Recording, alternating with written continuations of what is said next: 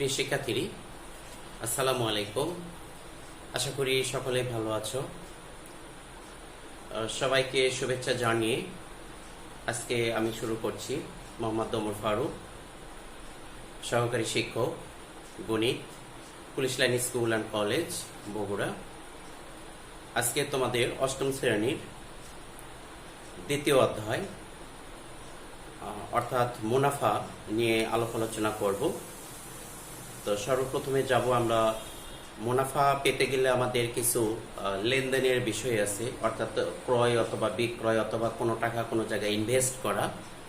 তাহলে তার আমরা প্রাথমিক আলাপ আলোচনা একটু দেখব এবং সেখান থেকে আমরা বলবো যে আমরা মুনাফা কেমনে পাই এবং সেখান থেকে মুনাফার কিছু সূত্র রয়েছে সেগুলো আমরা নির্ণয় করব বা সূত্র থেকে আমরা সেই মুনাফা বা সময় ইত্যাদি ইত্যাদি বের করতে পারবো আমরা।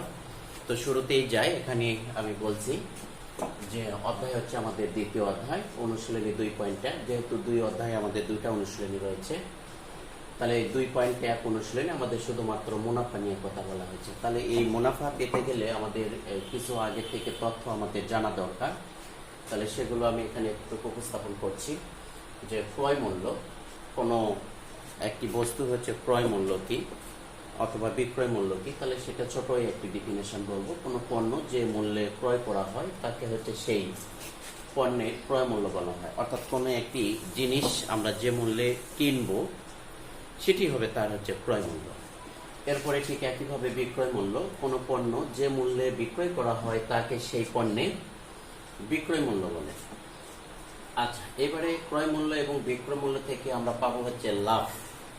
ক্রয় মূল্য এবং বিক্রয় মূল্য করার পরে আমরা কিন্তু লাভে আসতে পারবো।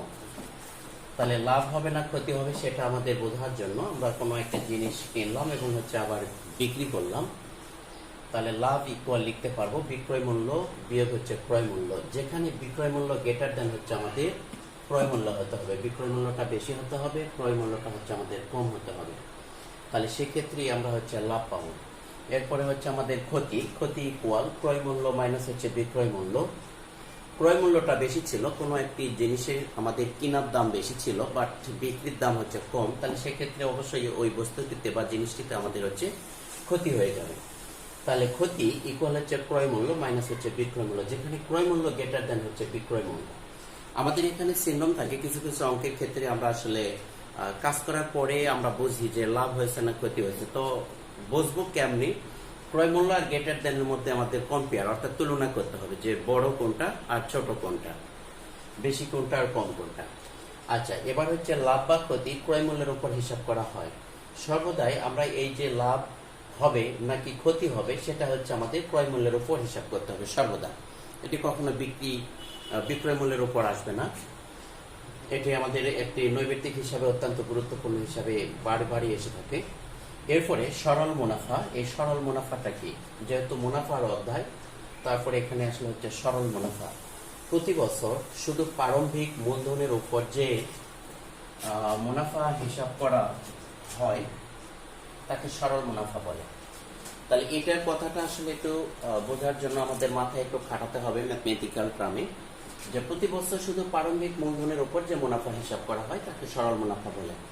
অর্থাৎ কেউ যদি 50,000 টাকা ব্যাংকে রেখে দেয়, এক বছর পর তাকে যদি 5,000 বা 4,000 টাকা লাভ দেয় বা 2,000 টাকা লাভ দেয়, তাহলে পরের বছরে আবার এক বছর রাখা হলো বা ওই টাকাটা ব্যাংকেই থাকলো, তাহলে সেক্ষেত্রে ব্যাংকের পরিচালনা পর্ষদ তাকে শুধুমাত্র এই 50,000 টাকার উপর আবার লাভ দিবে।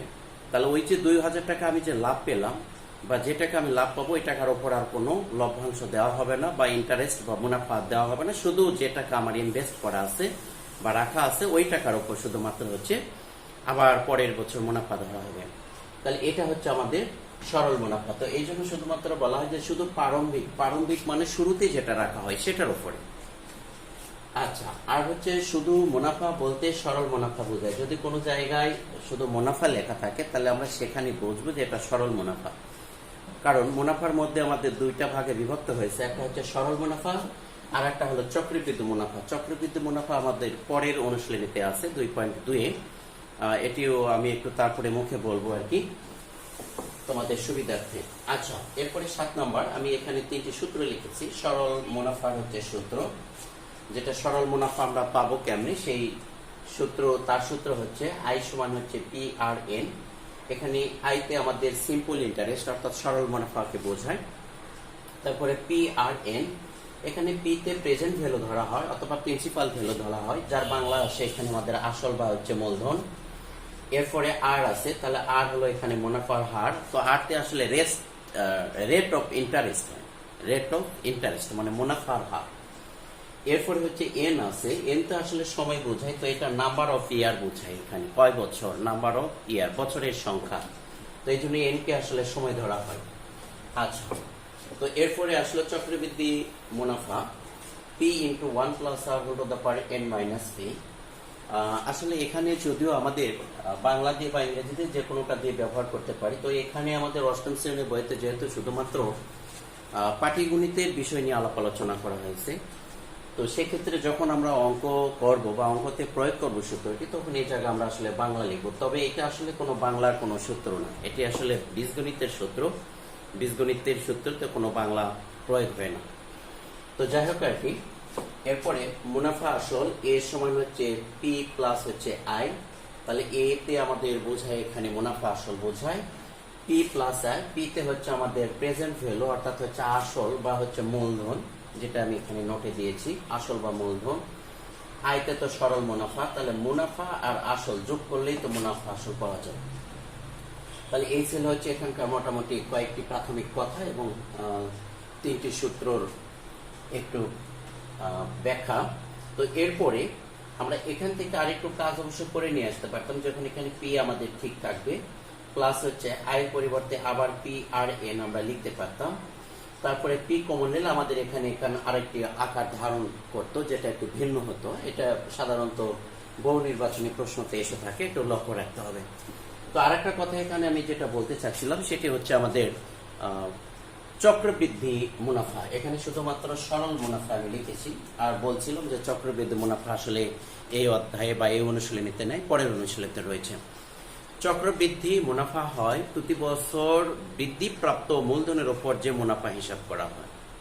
প্রতি বছর বৃদ্ধিপ্রাপ্ত মূলধনের উপর যে মুনাফা হিসাব করা হয় তার নাম হবে হচ্ছে চক্রবৃদ্ধি মুনাফা। তো যাই, সেটা আমরা পরবর্তীতে আরো ডিটেলস আসবো ইনশাল্লাহ। তো এই ছিল এই অধ্যায়ের হচ্ছে আমাদের প্রাথমিক আলাপ আলোচনা। আমরা এখন শুরুতেই এটিকে কেন্দ্র করে বা এই সূত্র এবং হচ্ছে প্রাথমিক আলাপ আলোচনাকে কেন্দ্র করে আমরা এখানে উদাহরণের অঙ্কতে যাব। উদাহরণের অঙ্ক এখানে আমাদের 2 নম্বর উদাহরণ, পৃষ্ঠা নাম্বার আমাদের মূল বইয়ের 13 নম্বর পৃষ্ঠা। তো এই অঙ্কটা আমাদের জন্য বেশ একটু ইম্পর্টেন্ট, সহজ অঙ্ক করেও দেওয়া রয়েছে এখানে। তারপরে আমরা আর একটু দেখব যে একটি ছাগল 8% ক্ষতিতে বিক্রয় করা হলো, ছাগলটি আরো 800 টাকা বেশি মূল্যে বিক্রয় করলে 8% লাভ হতো, ছাগলটির ক্রয় মূল্য নির্ণয় করো। তাহলে এই যে ক্রয় মূল্য আর পার্সেন্টেজ এখানে শতকরা আমাদের দেওয়া থাকলে আসলে তার ক্রয় মূল্য শতকরাই অর্থাৎ 100তে হিসাব করতে হয়। যদি আমরা বলি যে ছাগলটির ক্রয় মূল্য 100 টাকা হলে এখন 8% একবার ক্ষতি আর একবার হচ্ছে 8% লাভ, এখান থেকে আমাদের ফলাফলটা বের হয়ে আসবে। তাহলে আমরা যাই সেই অঙ্কটিতে।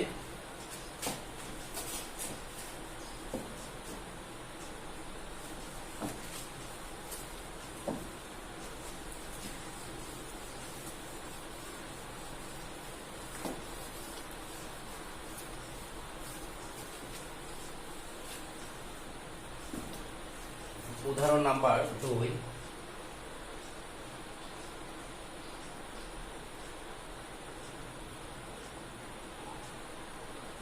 উদাহরণ নাম্বার 2, তাহলে মনে করি বা ধরি, অথবা আমরা ভিন্নভাবে লিখতে পারবো যে এখানে ক্রয় মূল্য, ছাগলের ক্রয় মূল্য 100 টাকা হলে 8% ক্ষতিতে বিক্রয় মূল্য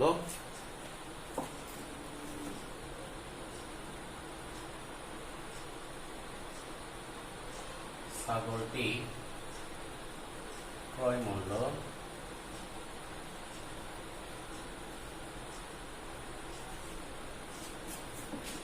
100 টাকা হলে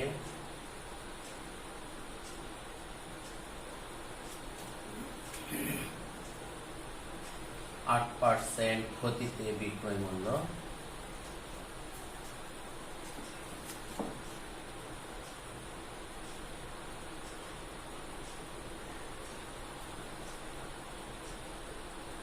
বিক্রয় মূল্য 8% ক্ষতিতে, তাহলে ক্ষতি হলে আমাদের মাইনাস হয়ে যায় এত টাকা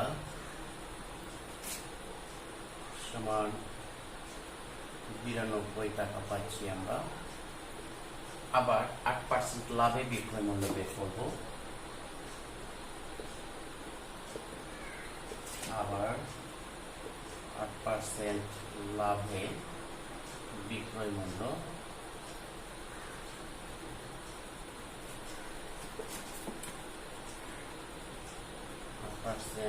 লাভে বিক্রয় মূল্য এবার হচ্ছে 100 সাথে 8 টাকা আমাদের যোগ হয়ে যাবে।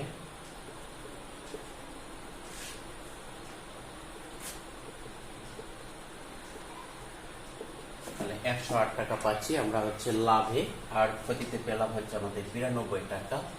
তাহলে এই যে লাভেতে বিক্রয় মূল্য, ক্ষতিতে লাভে বিক্রয় মূল্য, ক্ষতিতে বিক্রয় মূল্য, এর মধ্যে আমাদের তফাৎ পার্থক্যটা কত, অর্থাৎ বেশি বিক্রয় মূল্যটা কত। অতএব বেশি বিক্রয় মূল্য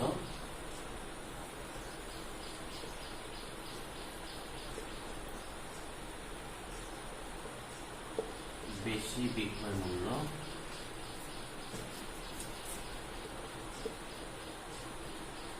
108 মাইনাস হচ্ছে 92,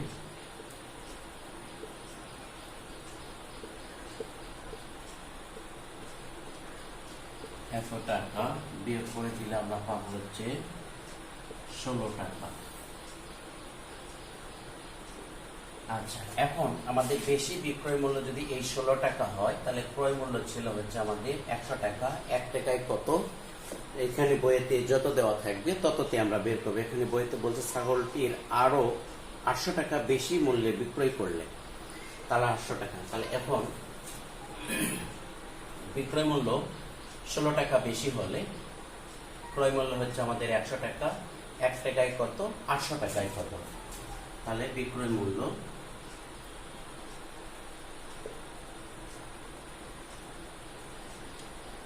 বিক্রয় মূল্য 16 টাকা বেশি হলে এত টাকা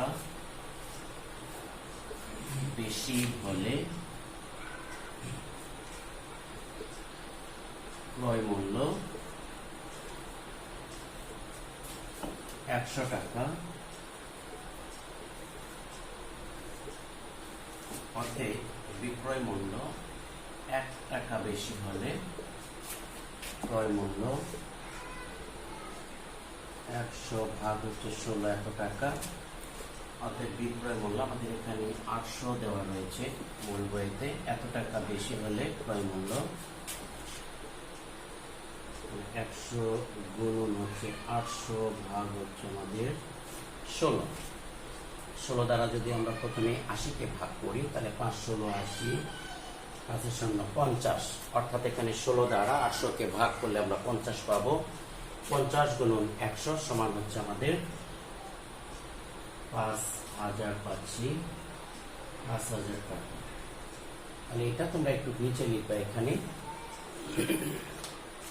তাহলে এই ছাগলটির আমাদের ক্রয় মূল্য হবে হচ্ছে 5000 টাকা, উত্তর হচ্ছে 5000 টাকা। তাহলে এই ছিল উদাহরণ 2। যদি অঙ্ক আমি বলবো খুব সহজ অঙ্ক, তবে বেশ ইম্পর্টেন্ট অঙ্ক এটি আমাদের জন্য। এরপরে তোমাদের এখানে 14 পৃষ্ঠাতে বেশ কিছু আরো তথ্য দেওয়া রয়েছে, তোমরা অবশ্যই এখানে একটু দেখবা। সেখান থেকে আমি এবার হচ্ছে চলে যাব একটু উদাহরণ 6 নম্বর অঙ্কতে। 6-এর এখানে একটি পদ্ধতিতে আমাদের অঙ্ক করে দেওয়া রয়েছে এবং ভিন্ন পদ্ধতিতে আমি এটি আর একটু উপস্থাপন করতে চাই। তাহলে 6 নম্বর উদাহরণ, আমাদের মূল বইয়ের পৃষ্ঠা নাম্বার 17। কোনো আসল 3 বছরে মুনাফা আসলে 5500 টাকা হয়। মুনাফা আসলে 3/8 অংশ হলে আসল ও মুনাফার হার নির্ণয় করো। তাহলে আসল ও মুনাফার হার যদি আমরা নির্ণয় করতে চাই, তাহলে যে পদ্ধতিতে করে দেওয়া আছে, আমাদের এই পদ্ধতি ছাড়াও এই অঙ্কটি আরো 2 পদ্ধতিতে বা 3 পদ্ধতিতে করা যায়। তাহলে বলা হয়েছে কোনো আসল 3 বছরে মুনাফা আসলে 5500 টাকা হয়। মুনাফা আসলে 3 ভাগ হচ্ছে 8 অংশ হলে আসল ও মুনাফার হার নির্ণয় করো। তো এটাতে আসল P টাকা ধরা যায়, আবার হচ্ছে আসল 100 টাকাও ধরা যায় গেল। আবার এখানে এই ধরনের অঙ্কতে আমরা এই যে এখানে দেওয়া আছে যে মুনাফা আসলে 3/8 অংশ, তাহলে এখানে যদি আসল এই ভগ্নাংশ যেটা দেওয়া থাকে সাধারণত আমাদের 3/8 অংশ এরকম করে দেওয়া রয়েছে। এটা তো নিচেরটাকে সাধারণত আমরা যদি আসল ধরি তাহলে উপরেরটা আমরা মুনাফা পেয়ে যাই। তাহলে সেক্ষেত্রে অঙ্কগুলো একটু তুলনামূলকভাবে একটু সহজ হয়। তাহলে আমরা ধরে নেব, ধরি মূলধন বা আসল সমান হচ্ছে 8 টাকা, অতএব মুনাফা 8-এর হচ্ছে 3/8 এত অংশ সমান 8 কেটে দিয়ে শুধুমাত্র 3 থাকবে, 3 টাকা থাকবে। তাহলে সেই অনুসারে আমরা অঙ্কটা একটু করতে চাই। তাহলে ধরি আসল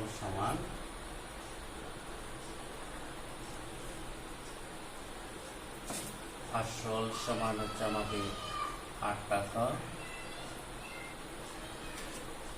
অতএব মুনাফা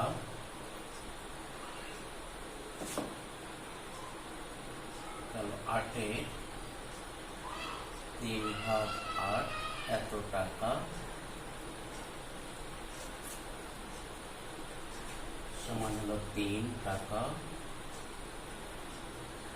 এত টাকা। অতএব এইটা এখন আমরা পাচ্ছি হচ্ছে আসল, আর এটা পেলাম হচ্ছে আমরা মুনাফা। তাহলে আসল আর মুনাফা আমরা যোগ করে দেব, তাহলে মুনাফা আসল পাবো।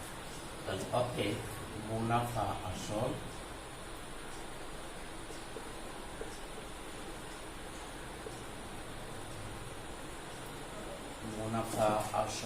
এটা আসল আগে লেখা হয়, মুনাফাটা পরে লেখা হয়।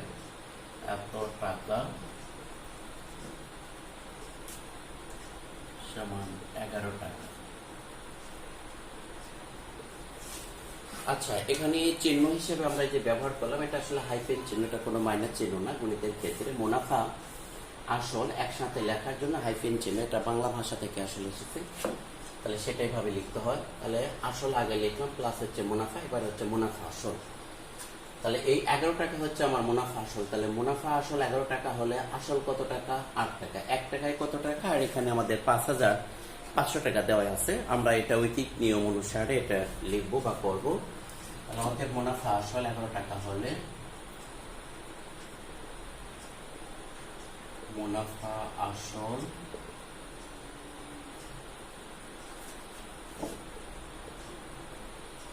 11 টাকা হলে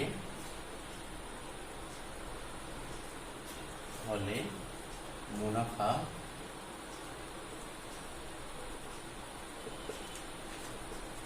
সমান হলো 3 টাকা। মুনাফা আসল 11 টাকা হলে মুনাফা না, সরি, আসল হচ্ছে আমাদের 3 টাকা, আসল হচ্ছে 8 টাকা।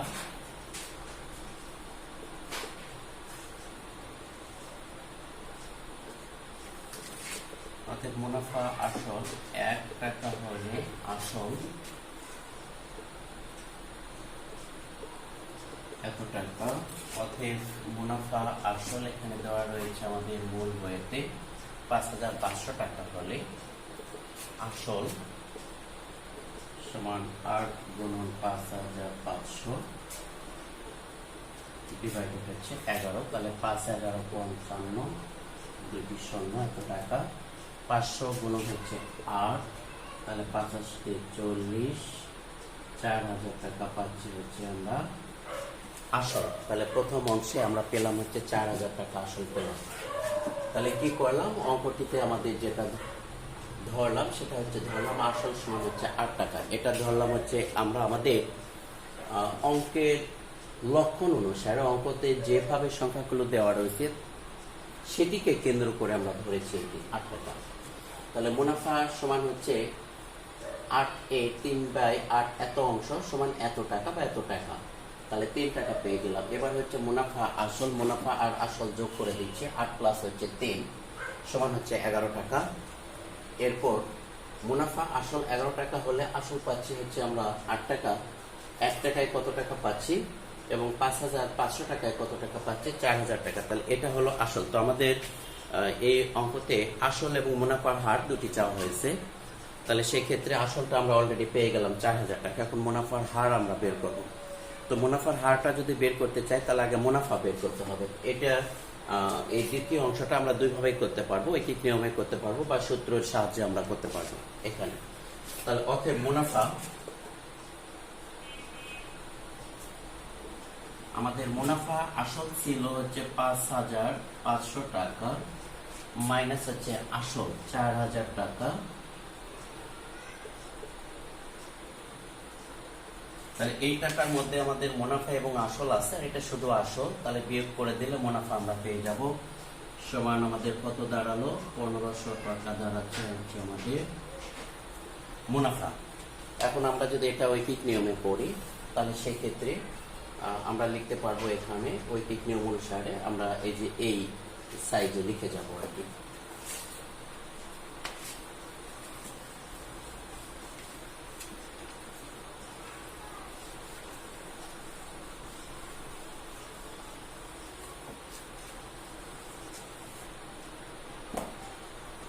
তাহলে এই যে মুনাফা পেলাম আমরা, এই মুনাফাটা হয়েছে আমাদের হচ্ছে 3 বছর। এখানে বলা ছিল কোনো আসল 3 বছরের মুনাফা আসলে 5,500 টাকা হয়। তাহলে এই মুনাফাটা হইতে আমাদের সময় লাগছিল হচ্ছে 3 বছর। তাহলে এত টাকা মুনাফা হয় হচ্ছে আমাদের 3 বছরে। তাহলে 1,500 টাকার 3 বছরের মুনাফা, সরি 4,000 টাকার 3 বছরের মুনাফা হচ্ছে 1,500 টাকা। এখন 1 টাকার 1 বছরের কত? 100 টাকার 1 বছরে কত আমরা বের করে নেব শতকরা অনুসারে। তাহলে আমাদের 4,000 টাকার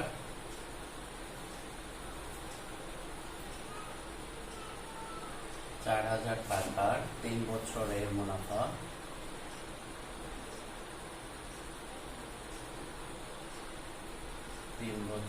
মুনাফা 1,500 টাকা।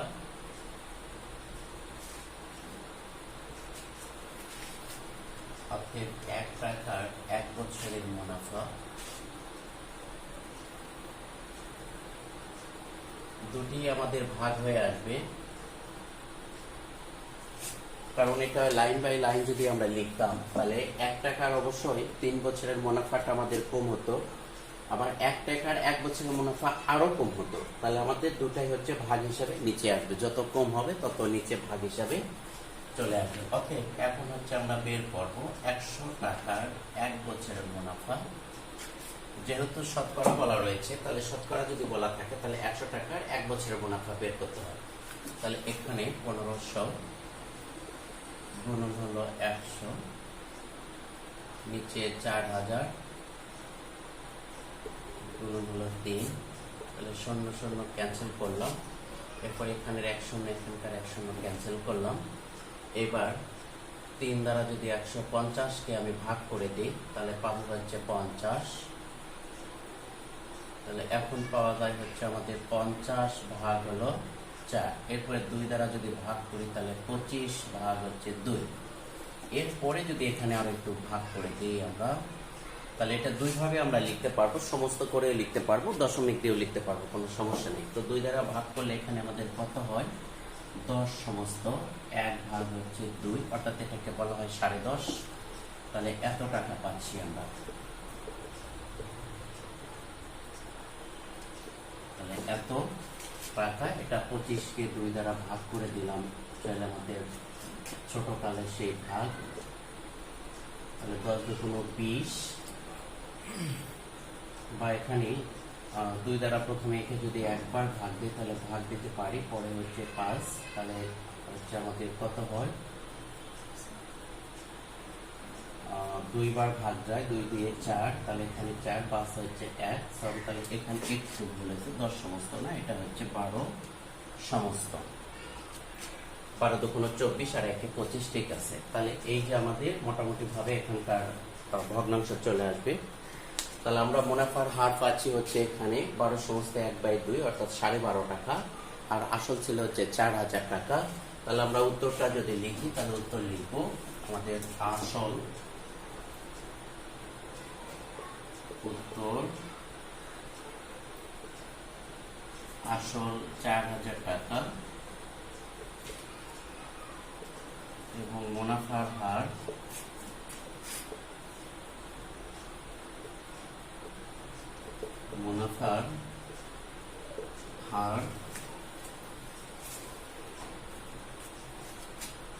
পাবো আমরা 12 সমস্ত 1/2 এত %। তাহলে এই হচ্ছে আমাদের এইটা উত্তর। তাহলে এই ছিল হচ্ছে উদাহরণ 2 এবং উদাহরণ 6 এর আলোচনা এবং প্রাথমিক কিছু সূত্র এবং হচ্ছে প্রাথমিক কিছু কথা। তাহলে আমি আজকের জন্য তোমাদের এখানেই রাখতে চাচ্ছি আর কি। আশা করি বিষয়বস্তুগুলো ভালো করে বুঝেছ। তো সবাইকে ধন্যবাদ জানিয়ে আজকের মতো এখানেই শেষ করছি। সবাই ভালো থেকো। আল্লাহ হাফেজ।